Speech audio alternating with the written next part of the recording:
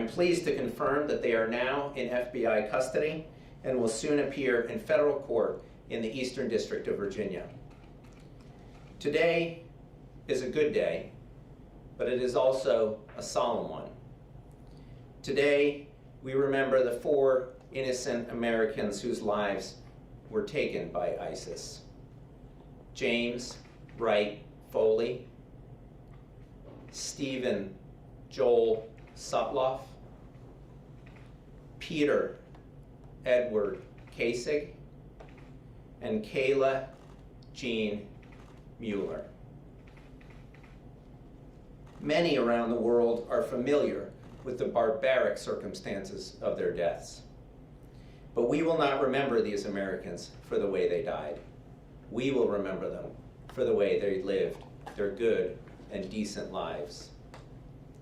James Foley was a print and video journalist who was covering the civil war in Syria. He had previously served as a conflict zone correspondent in Iraq and then in Libya. James was a former elementary school teacher. Stephen Sutloff was a journalist who covered the Middle East and was in Syria reporting on the refugee crisis. According to a longtime friend, he was drawn to the region to, quote, give a voice to the people who didn't have one, close quote. Stephen was the grandson of Holocaust survivors who inspired him to be that voice. Peter Kasich was in Syria working for a humanitarian organization that he founded to deliver food and medical aid to the refugees. He had previously served as an elite airborne ranger in the U.S. Army, which included service in Iraq. Kayla Mueller was a humanitarian aid worker and human rights activist who, inspired by her faith, devoted much of her young life to serving those in need both at home and abroad. As President Trump shared during his 2020 State of the Union address, the American warriors who conducted the military operation that resulted in the death of ISIS leader Abu Bakr al-Baghdadi were so inspired by Kayla that they named the mission Task Force 814, a reference to August 14th, Kayla's birthday. Today's announcement is the result of many years of hard work in the pursuit of justice for these Americans. We have been inspired by their memories and moved by the determination and grit of their families. Families which will never rest until justice is done. To them, I say this, neither will we.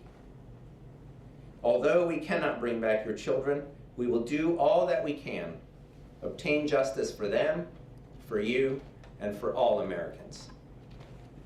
As for Kotay and al-Sheikh, like many other terrorists before them, they have underestimated the American resolve to obtain justice for our fellow citizens who are harmed or killed by terrorists anywhere in the world.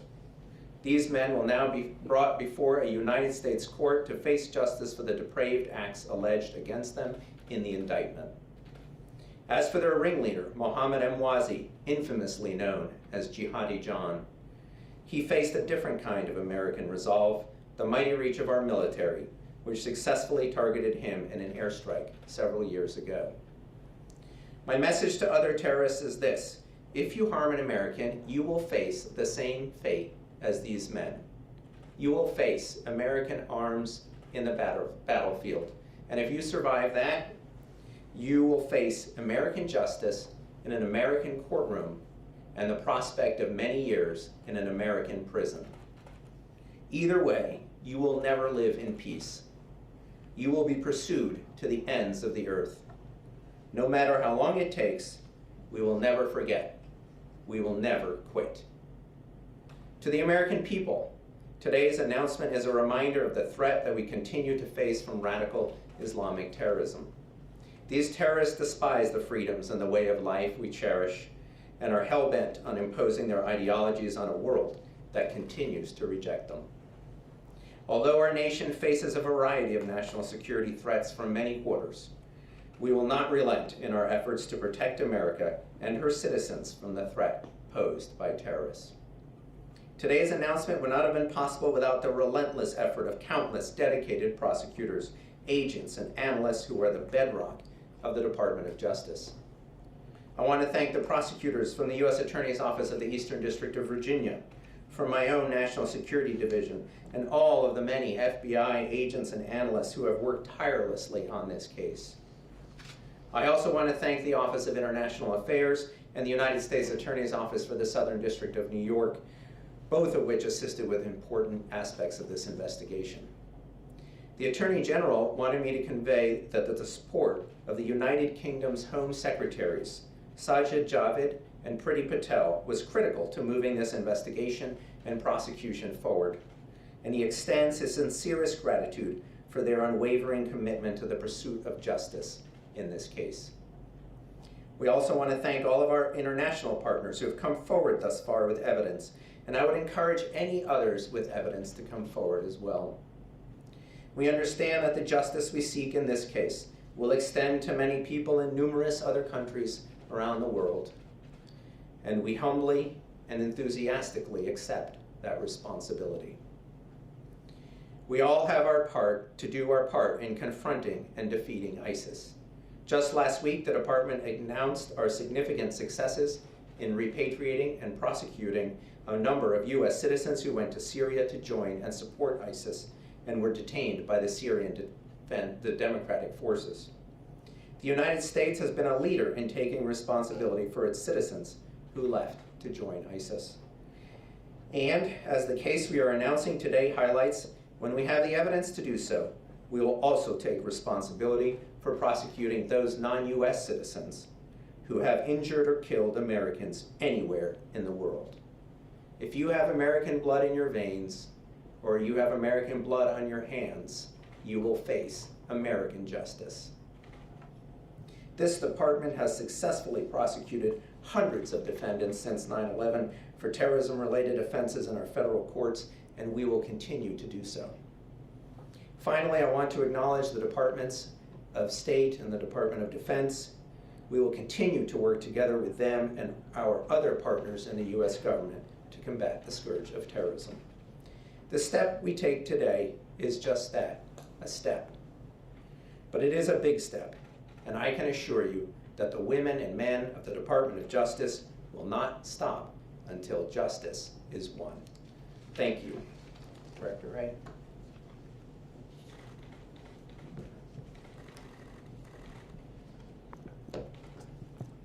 Morning. Today's announcement makes clear once again that combating terrorism remains the FBI's top priority, and that the entire United States government remains committed to bringing to justice anyone who harms our citizens.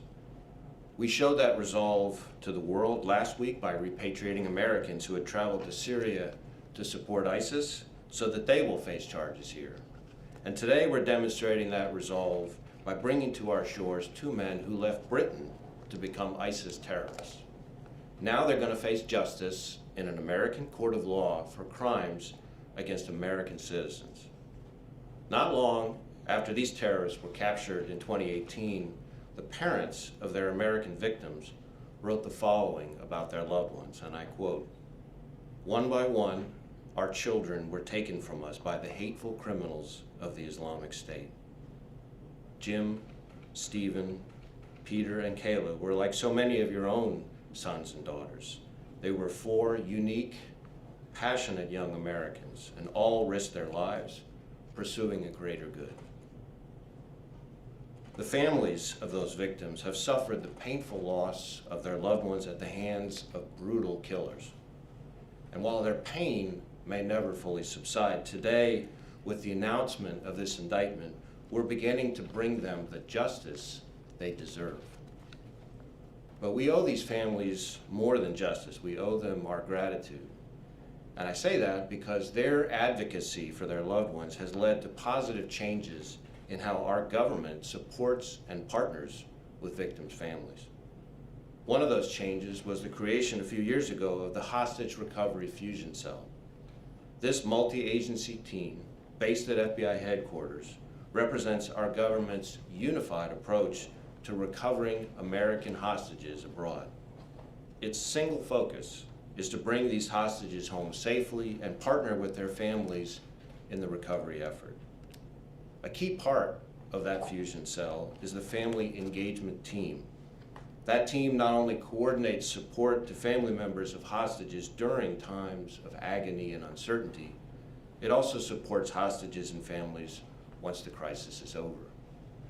The FBI and our partners are working tirelessly every day to recover all U.S. hostages held abroad, and we won't rest until we see a similar resolution for justice against all those responsible for holding Americans captive, especially when those captives' lives are taken.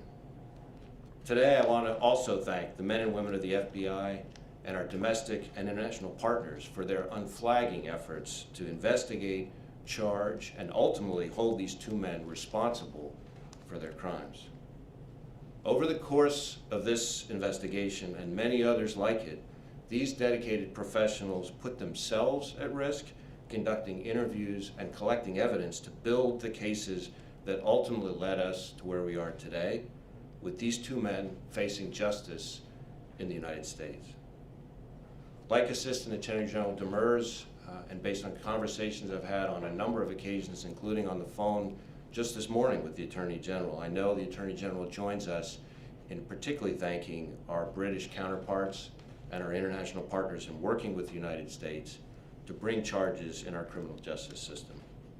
We mourn not only our American victims, but also the British victims, David Haynes and Alan Henning, and victims of all nations who suffered unimaginable cruelty at the hands of ISIS. Let there be no doubt, the FBI, the U.S. government, and our partners remain vigilant in the fight against terrorism, including the threat from ISIS. Today, ISIS is still trying to radicalize people here in the United States and elsewhere through online propaganda and their global network of supporters. Their goal is to motivate people to launch attacks against Western targets wherever they are, using any means available.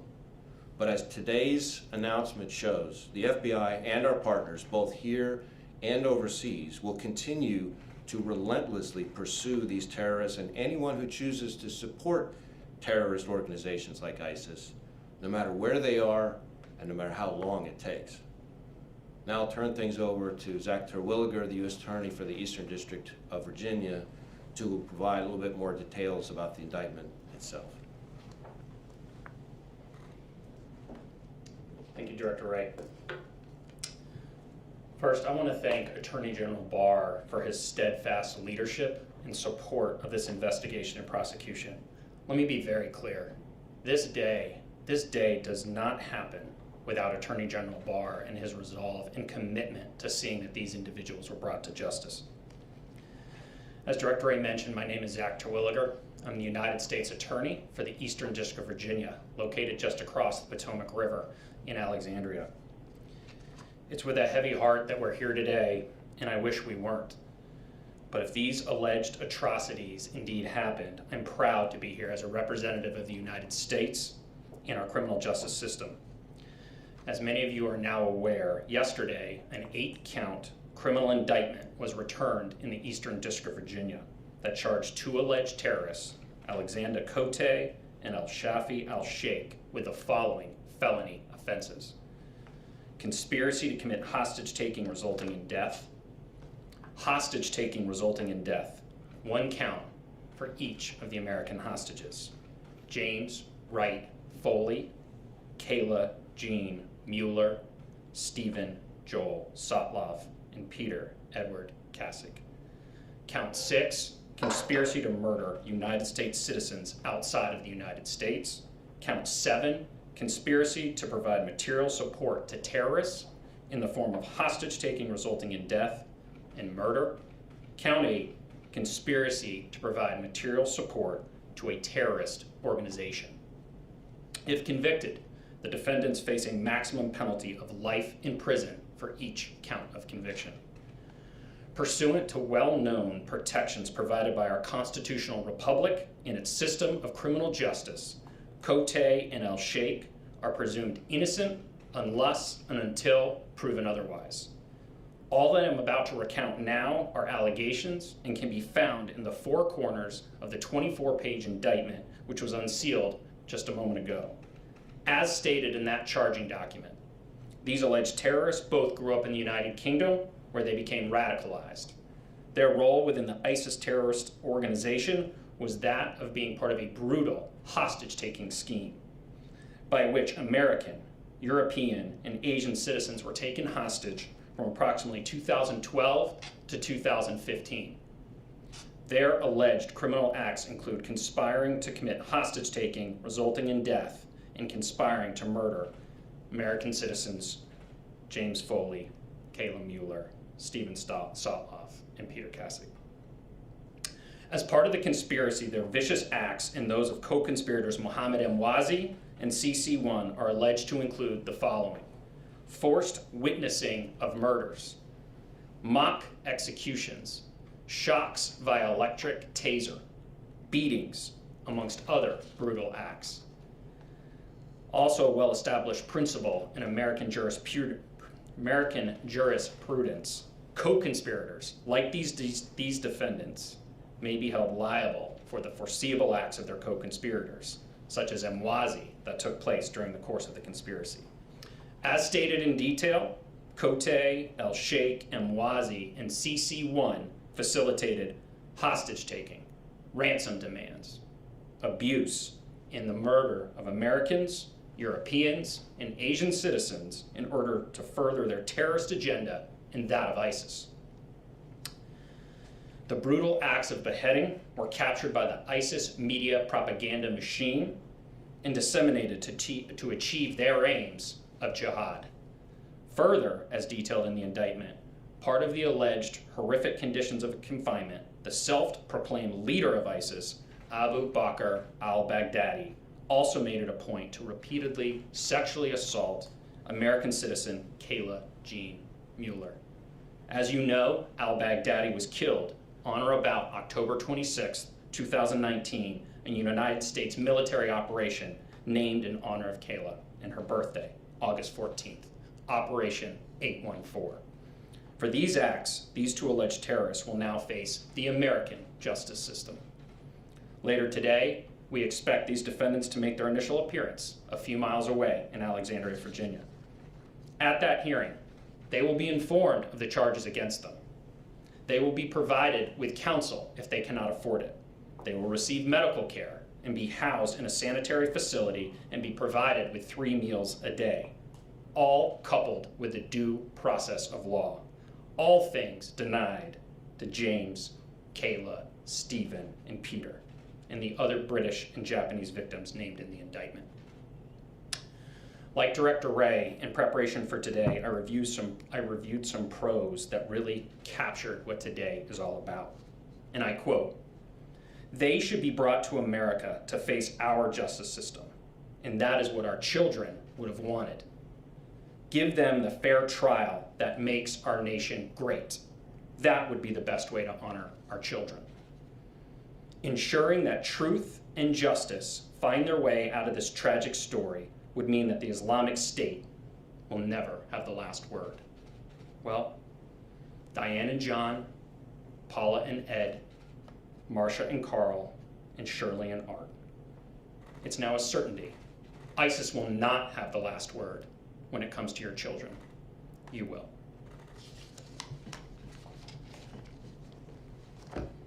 Attorney General Demers.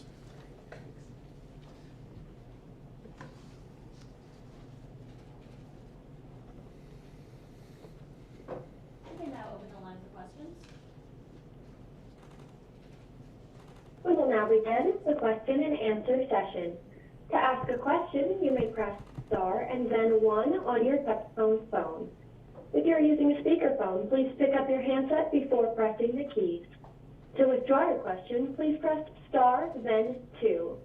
Please note that you will be limited to 1 question, and we do ask that you specify who your question is for. We will now pause momentarily to assemble our roster. Our first question today comes from Ryan Lucas with NPR. Hi, thank you for doing this. First question is, how important was the British evidence that the Justice Department has been, fighting for 5 years to try to get from the UK government, and would we be here today without it? And then, what does this case say about the ability of the Justice Department to bring all terrorist cases to U.S. civilian courts for trial. So thanks, Ryan. I think we decided that if we were going to do this case, we were going to tell the fullest story we could of what these defendants did, and we were going to put on the strongest case possible. And with the British evidence, I think we can do that very well. As for your second question, as you know, the department has prosecuted hundreds of terrorists in federal court since 9/11. We have done so successfully. We've protected classified information when we've needed to, and we've gotten justice for many victims and many convictions. You can expect us to continue to do so.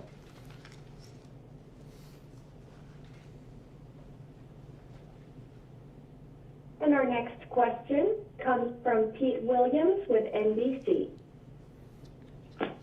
Thank you. Mr. Demers, can you tell us specifically what does the indictment allege that Cote and Al-Sheikh did with regard to the 4 Americans? Sure, thanks, Pete. I think I'll turn that over to Zach on the indictment. Thank you, John. Thank you, Pete. Yes, I want to be very careful and stay to the 4 corners of the indictment. Pete, as you review that 24-page document, you will see that we have alleged a conspiracy regarding hostage-taking resulting in death. There are many allegations in that document. It's a speaking indictment, and I think what you will see is that their roles absolutely engage in the facilitation, the ransom demands, and the abuse of hostages as alleged in that indictment. And as I stated, as you know, but our viewers may not, if you have multiple individuals in a conspiracy, you are liable for the foreseeable acts of your co-conspirator. So at that point, Pete, I think I will leave it at that. Always happy to talk later on about more specifics. And our next question comes from Daniel Bates with the Daily Mail. Hi, this is Robin Davis. I just wanted to seek reassurance that prosecutors will not be seeking the death penalty in this case. Obviously, that was one of the conditions of sort of British intelligence providing assistance. But can you guarantee us that there won't be a U-turn and you won't be seeking the death penalty with this case? Thank you. Well, I think the Attorney General made that very clear in his letters to the Home Secretary, that he decided, on balance, that we were not going to be pursuing the death penalty in this case, and that's where we are.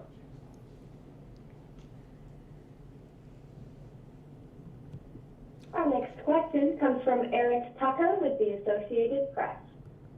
Hi, everyone. Thank you so much for doing this.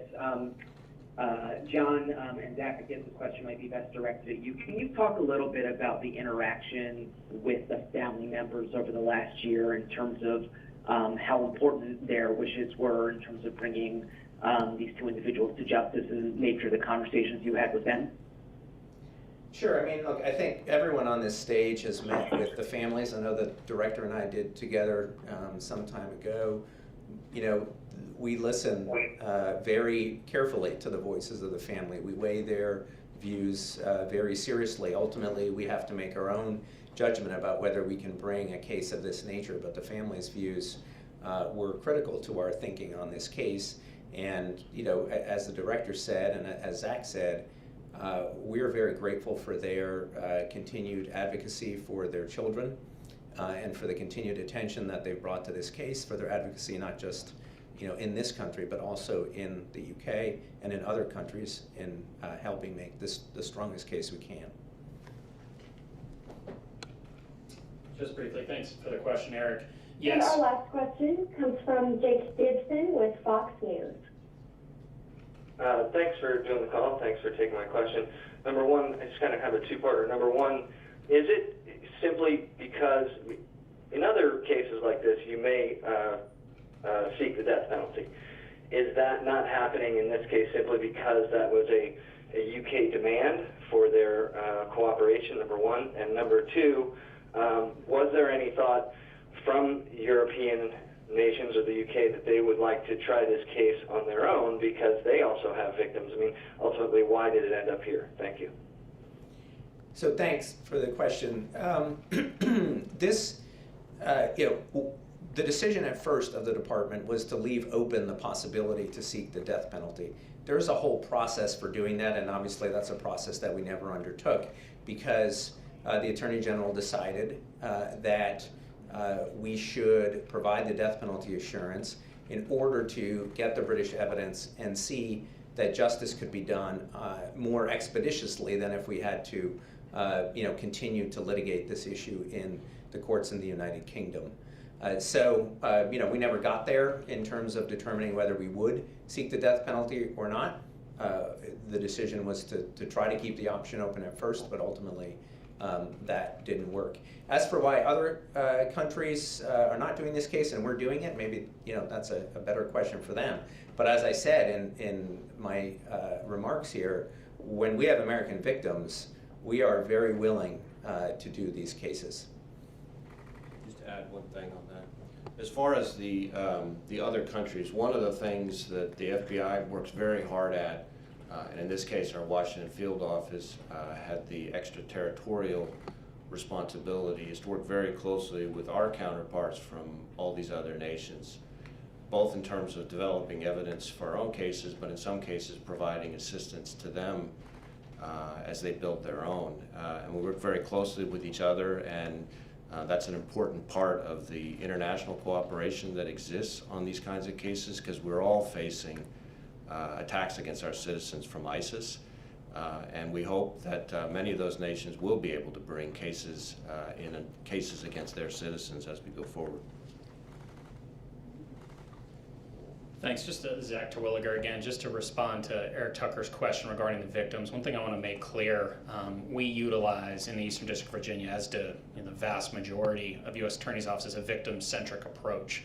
The victims and their families in this case are what's driving our pursuit of justice. That's who we represent, the people of the United States. So I look forward to a close relationship with the families as this process moves forward. We actually have rights set out for victims' families under the Crime Victims' Rights Act, and we have special personnel who will be liaisons between them and our office, and I look forward to the opportunity to spend more and more time with them as we move forward and seek justice on behalf of their children.